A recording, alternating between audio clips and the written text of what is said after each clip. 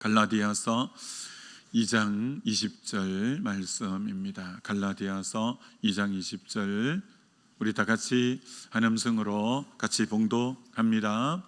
내가 그리스도와 함께 십자가에 못 박혔나니 그런적 이제는 내가 산 것 아니요 오직 내 안에 그리스도께서 사신 것이라.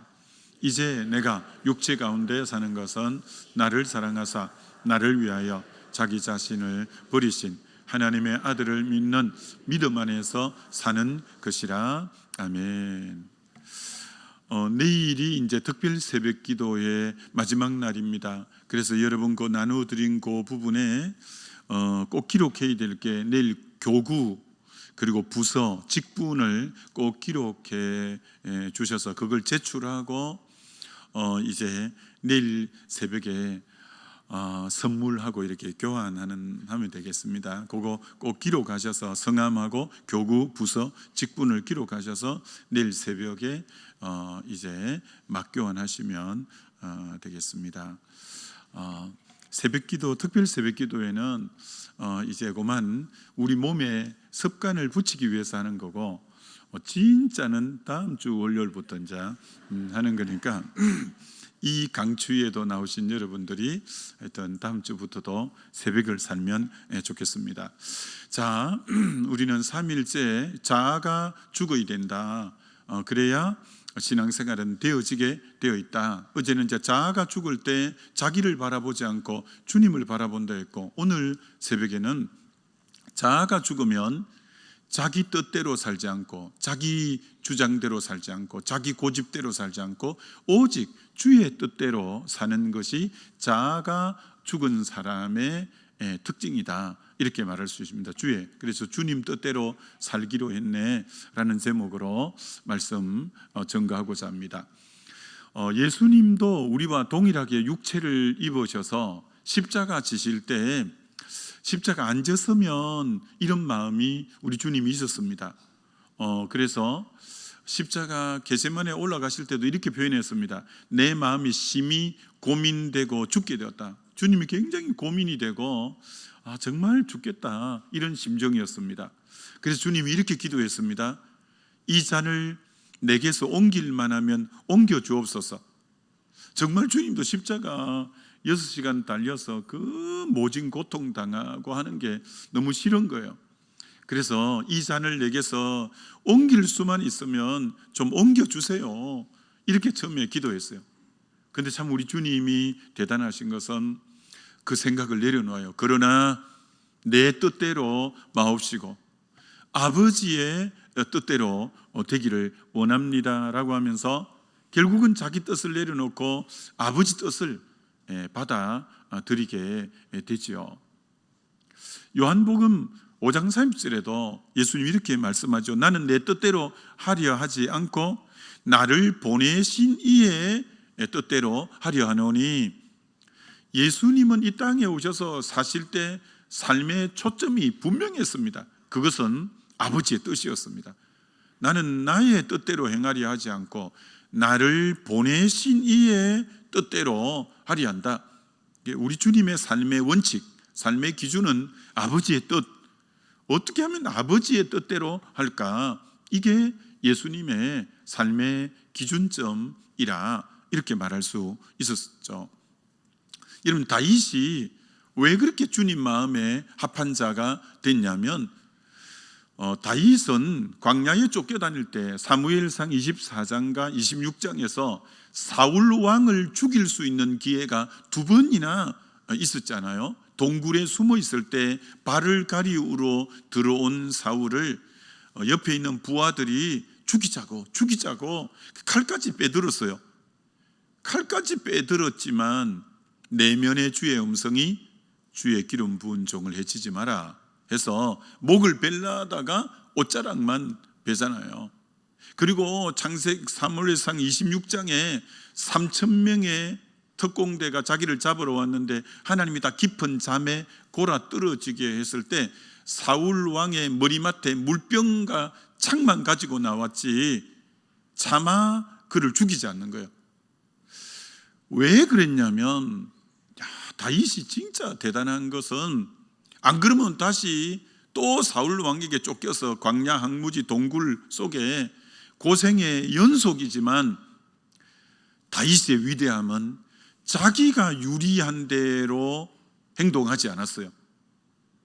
처세에 능해서 이 상황에서 내가 어떻게 처세하면 내게 유익하겠는가, 처세에 유리한 대로 행동하지 않은 사람이 다윗이에요. 상황을 따라 움직이지 않은 사람이 다윗이에요. 요 상황에는 요렇게 하는 게 훨씬 내게 실리적으로 좋겠는데, 유리하겠는데, 상황을 따라서나 자기 유익을 위해서 행동한 사람이 아니라 언제나 이 다윗의 기준은 하나님의 뜻이 기준이었어요. 이걸 하나님이 기뻐하시냐 안 하시냐 라는 그 대원칙이 이 다윗에게 있었던 거예요. 하나님은 그걸 귀하게 본 거예요. 자기 유익한 대로 행동하지 않는다. 저 사람은 자기 상황의 처세에 능해서 움직이는 사람이 아니다. 아버지의 뜻이 무엇인가를 언제나 제1의 원칙으로 알고 움직이는 사람이 다윗이에요. 왜 그랬냐면 이게 더 중요하죠. 하나님을 두려워했기 때문에 그럴 수밖에 없었어요. 정말 그 사울 왕이 자기에게 한 것 생각하면 죽여버리고 싶지만 그렇게 할 수 없었던 것이 하나님을 두려워하기 때문에 그럴 수 없었던 거예요. 하나님을 두려워한다는 게 경외, 두려워할 외자잖아요. 하나님을 향한 경외심이 다윗에게 있기 때문에 절대 진리를 따라 움직일 수 없었고, 상황을 따라 처신할 수 없었고, 아버지의 뜻이 무언가를 따라서 행동할 수밖에 없고 판단할 수밖에 없었던 것이 하나님을 경외하는 마음이 딱 있었기 때문에, 하나님을 두려워했기 때문에 그래요. 여러분, 행동 함부로 하는 사람, 마음대로 하는 사람의 뜻이 그 중심이 어떤지 아세요? 하나님 두려워 안 해요. 하나님 자리에 자기가 앉아서 판단하고 마음대로 행해버리는 것은 저 사람 하나님 두려워하지 않구나, 그거 제일 안 좋은 사람이죠. 저 사람은 하나님을 두려워하지 않구나, 하나님을 두려워하지 않구나. 그럼 하나님께 버림받습니다. 사울 왕이 하나님의 기름 부은 종인 85명의 제사장을 한 칼에 베버렸어요. 전혀 하나님 두려워하지 않아요. 비참한 말로를 맞이하는 거예요. 하나님 두려워하지 않아요. 다윗이 함부로 행동할 수 없었던 것은 하나님을 두려워하는 거예요. 참 다윗이 대단한 게, 사울 왕을 죽일 수 있는 두 번의 기회인데도 그걸 자기에게 기회라고 보지 않고 하나님이 자기를 달아보는 시험이라고, 테스트라고 딱 본 거예요. 여러분, 이거 쉽지 않습니다. 이게 내게 온 기회인가, 아니면 하나님이 나를 달아보기 위한 테스트, 시험인가? 다윗은 그걸 시험으로 본 거예요. 이건 하나님이 내 중심이 어떤가 달아보기 위한 시험이야. 이거 나에게 온 기회가 아니야. 기회라고 잡았다면 사울 바로 죽이고 고생 끝나고 자기가 왕에 등극하고 착착착 했을 거예요. 그걸 기회로 보지 않고 하나님이 자기를 달아보는 기준, 시험이라고 딱 보고 함부로 행동하지 않았어요. 그래서 결국 하나님의 순리대로 나중에 왕이 되었을 때 그 선왕이 되고 북이스라엘까지 통합하는 왕이 되고 그렇게 좋은 왕이 될 수 있었던 거예요. 여러분, 여러분에게 그게 굉장히 실리가 있는 것 같고 유익이 있는 것 같아서 기회인 줄 알고 덥석 물면 안 돼요. 올 한 해 이게 하나님이 나를 달아보기 위한 기준점인가? 욕을 선택하면 훨씬 유익하고 실리가 있는 것 같지만 그냥 하나님의 뜻에 내가 언제나 기준점을 두고 나가는, 이거 너무너무 귀한 거죠. 어느 교회 한 300여 명 모이는 교회인데 담임 목사님을 청빙하는데 이력서가 이만큼 이제 들어온 거예요. 시무장로님 한 300여 명 되니까 시무장로님이 10명 실하예요. 10명 정도 됐는데 이력서는 이만큼 들어온 거예요. 그래서 그 시무장로 10분이 청빙위원이 되어서 이력서를 뽑고 뽑아서 마지막 2통이 남은 거예요. 그래서 장로님 10분이 이 두 분 중에 누구를 담임 목사님으로 할 건가 투표를 했는데 공교롭게 5대5가 딱 된 거예요. 이제 지금 뭐 담임 목사님은 은퇴하시고 부재 중이니까 선임 장로님이 중요한 거예요. 이 선임 장로님이 참 바르게 말씀했죠. 이렇게 장로님들에게 5대5가 나왔으니까 그럼 장로님들 일주일 동안 기도해보고 다음 주에 한 번 더 투표하십시다. 우리 모두 새벽기도 다 나와서 일주일 동안 기도하고 다음 주에 하나님의 뜻이 어디 있는지 우리가 묻고 그렇게 하십시다. 근데 그렇게 하기로 딱 했는데 수요일이 되었을 때 이 장로님이 이 장로님이신데 이 장로님에게 하나님 음성이 들린 거예요. 한 번도 그런 일이 없었대요. 그러니까 하나님이 이렇게 이 장로님에게 물은 거예요. 이 장로, 너가 A 목사님이 담임 목사님으로 오시기를 원하는데 내 뜻이 B 목사님이라면 너 어떻게 할래? 라고 뜬금없이 기도하는데 내적인 음성이 그렇게 들리는 거예요. 너 A 목사님을 원하는데 내 뜻이 B라면 너 어떻게 할래? 한 번도 B라고 생각해 본 적이 없는 장로님이에요. 오직 A 목사님이 오셔야 된다고만 생각했던 것인데 하나님이 그렇게 물으시니까 선뜻 대답을 못하고, 왜? 마음이 A에게 다 가 있으니까. 그래서 15분 동안이나 끙끙거리면서 자기 생각을 내려놓는다고. 그래서 하나님의 뜻이 B 목사님이라면 제가 그럼 B 목사님을 그렇게 모셔야죠. 이렇게 대답했대요. 그 두 번째 음성이 들렸대요.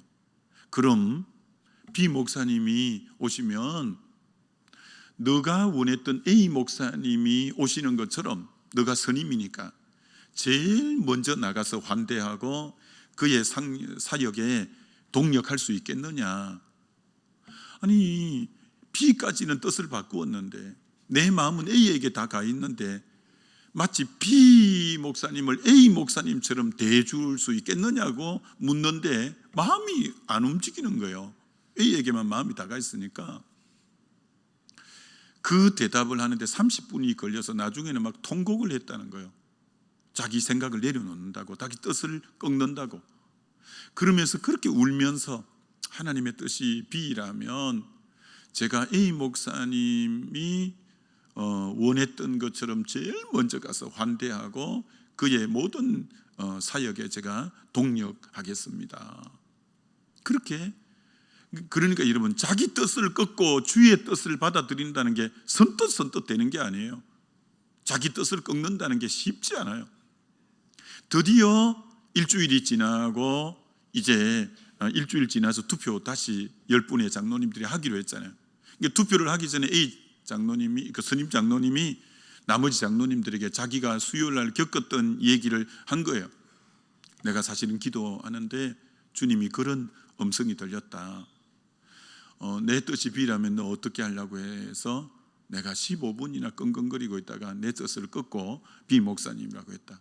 그랬더니 주님이 또 두 번째 마치 B 목사님이 오면 A 목사님이 온 것처럼 환대하고 적극적으로 동력하겠느냐고 해서 내가 30분 동안 끙끙거리고 하면서 결국은 내가 그렇게 하기로 했다.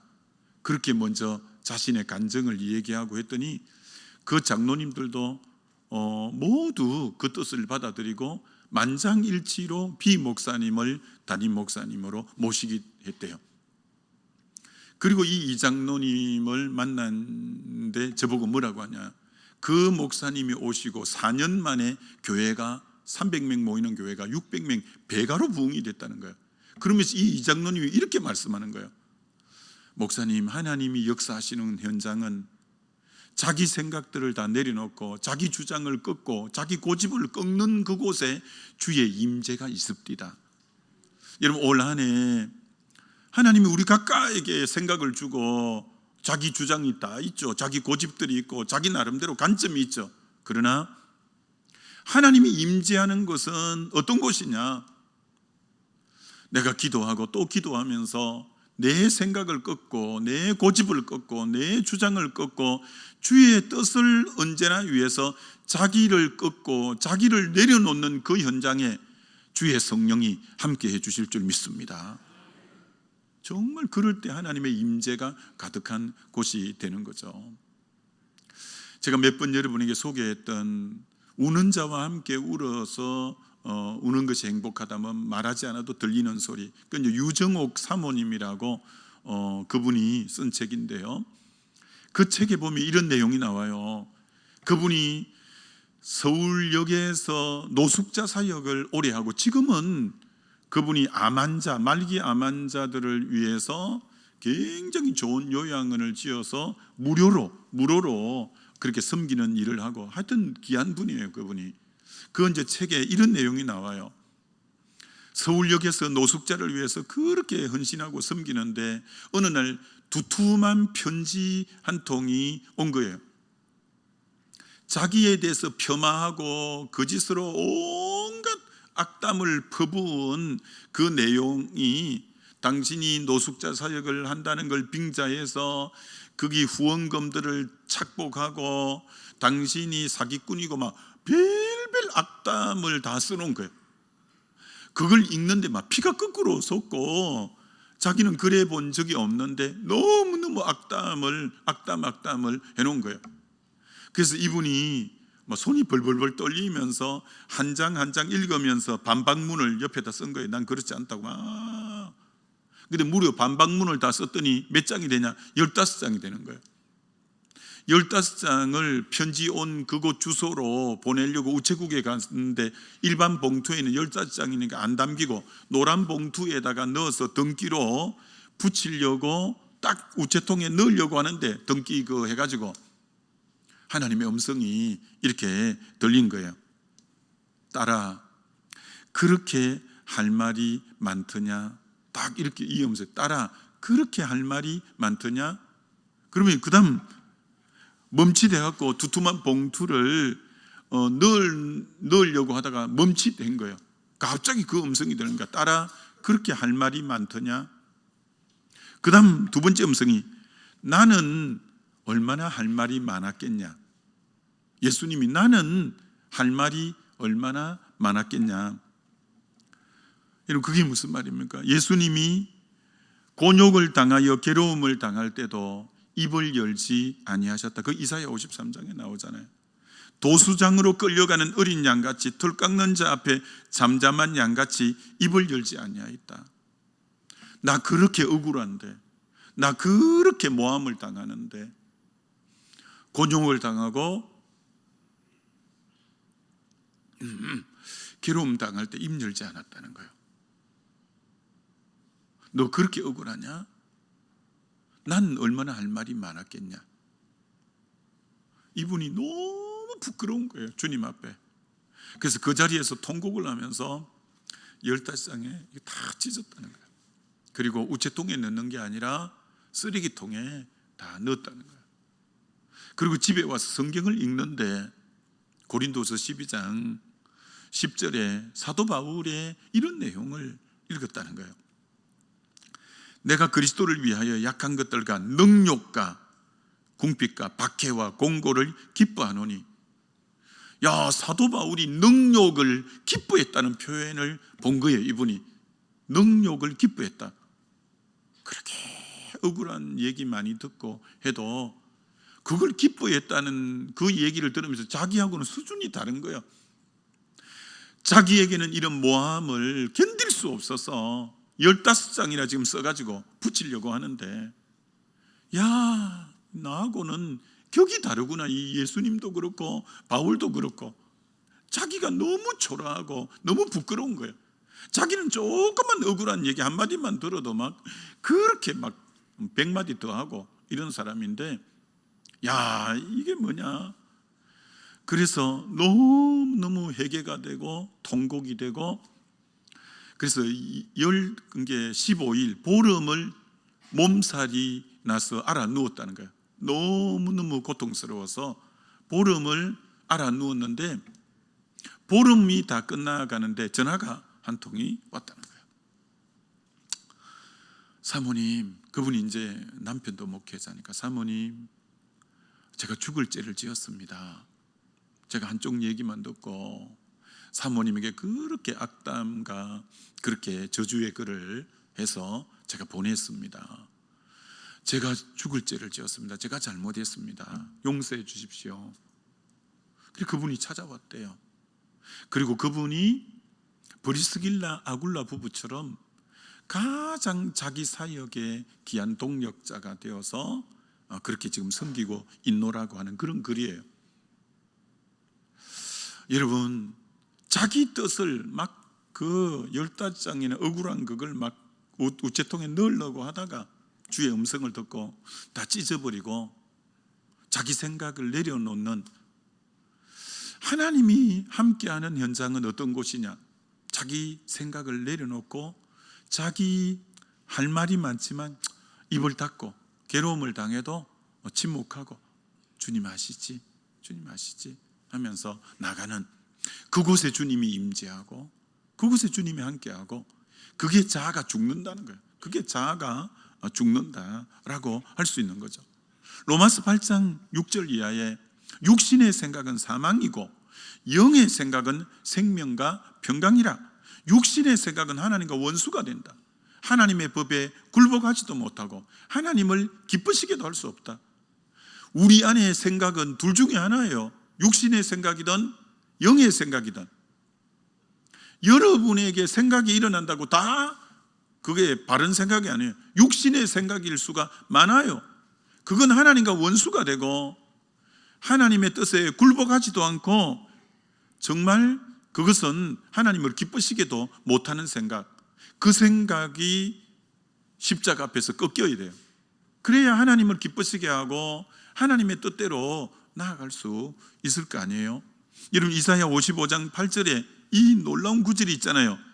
내 생각과 너희 생각은 다르며 내 길과 너희 길이 이제 다른데 하늘과 땅보다 땅이 높음과 같이 내 길과 너희 길은 높으며 내 생각은 너희 생각보다 높다.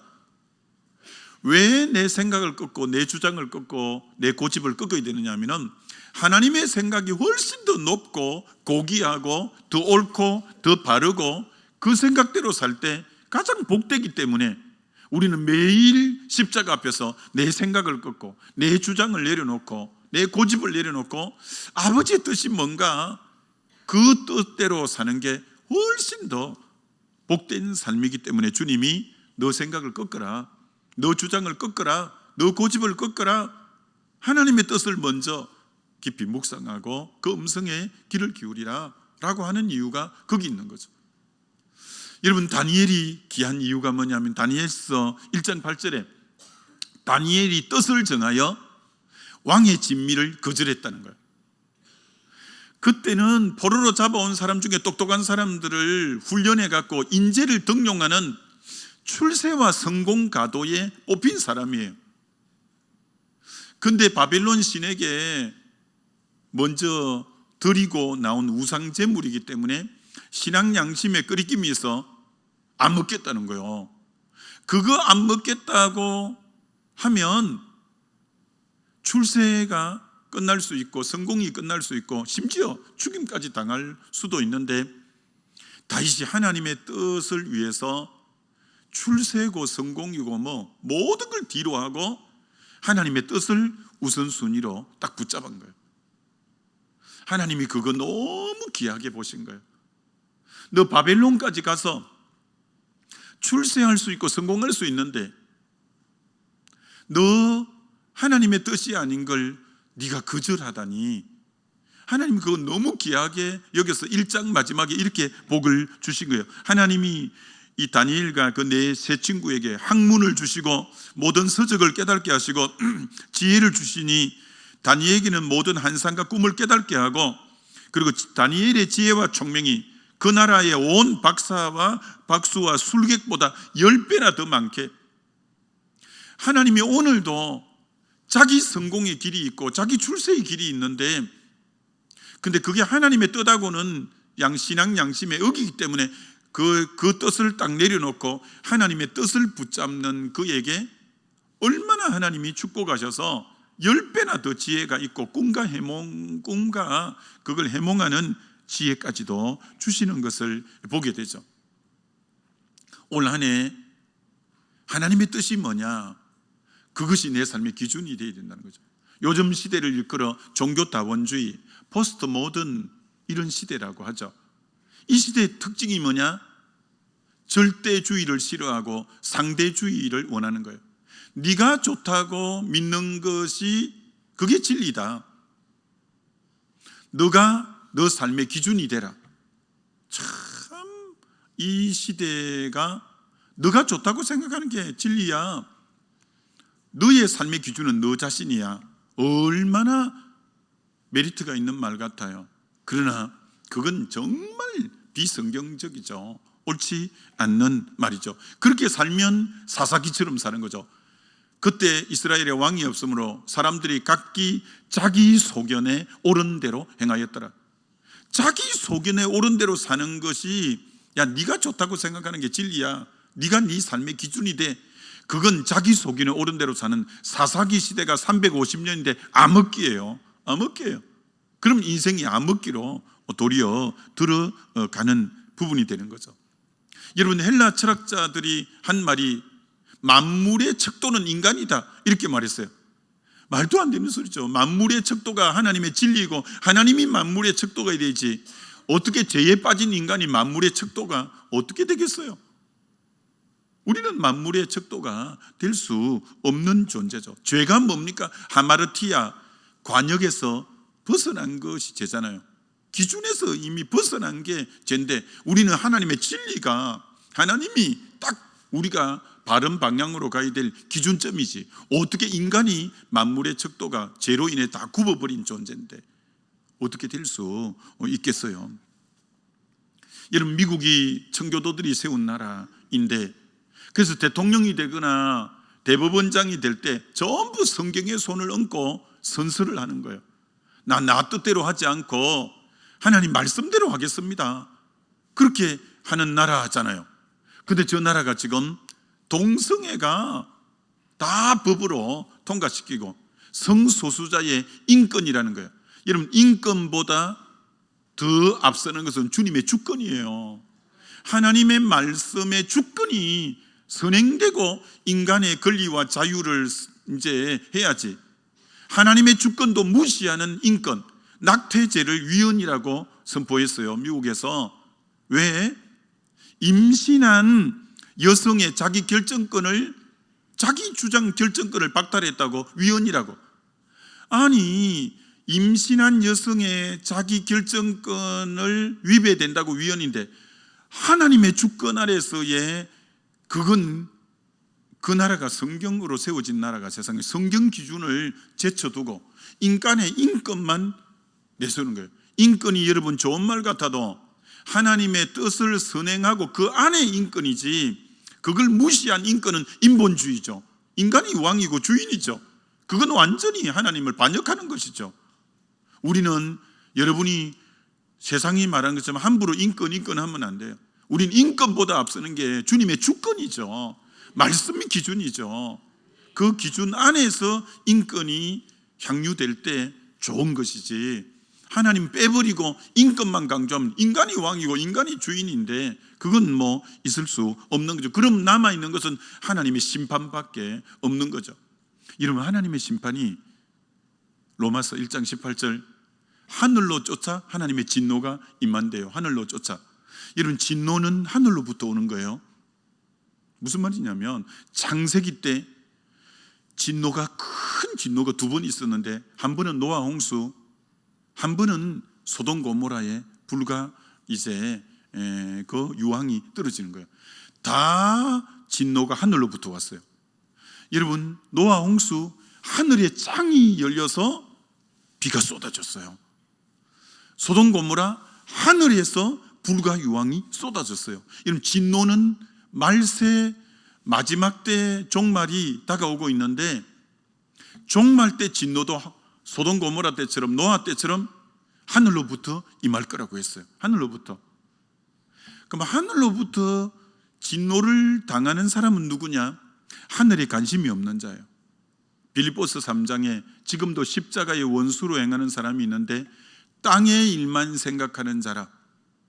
여러분, 사람은 흙으로 지은 땅에서 지은 육체가 있지만 위로부터 생기를 부르는 영혼이 있어서 사람은 땅에도 살지만 위의 것을 찾으면서 살도록 만들었는데, 이게 짐승처럼 땅의 것만 생각해 버리는 자에게는 하늘로부터 진노가 나중에 임하는 거예요. 우리는 절대 땅의 일만 생각하며 사는 자가 아니죠. 우리는 계속 위를 쳐다보고 하나님을 바라보고 하나님의 뜻을 따르는 자지, 우리가 마치 땅의 일만 생각하는 그건 아니죠. 우리는 영혼을 바라보고 있고 영혼이 있는 자고, 이런 자가 우리 아니겠습니까? 아무쪼록 올 한 해 자아가 죽었다는 것은 뭐냐?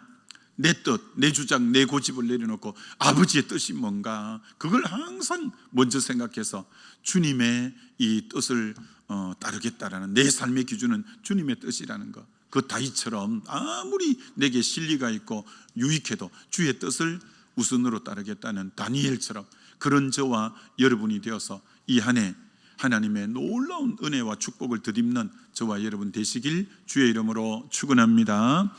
우리 기도하겠습니다. 이 시간 기도할 때, 하나님, 참 미련하고 어리석은 내가 내 삶의 기준일 수는 없습니다. 내 판단대로 살지 않게 하시고 내 주장대로 살지 않게 하시고, 하나님의 뜻이 뭔가가 내 삶의 기준점이 되어서 하나님의 뜻대로 살게 해 주옵소서. 다윗을 그렇게 귀하게 여긴 것이 자기에게 유익한 길들이 많아도, 다니엘이 그렇게 자기에게 유익한 길이 많아도, 예수님이 그렇게 유익한 길이 많아도 그 뜻을 접고 하나님이 기뻐하는 뜻을 따라 나갔을 때 귀하게 썼던 것처럼, 아버지 하나님의 뜻만이 올 한 해 나의 기준점이 되게 하소서. 주여 한번 부르고 기도합니다.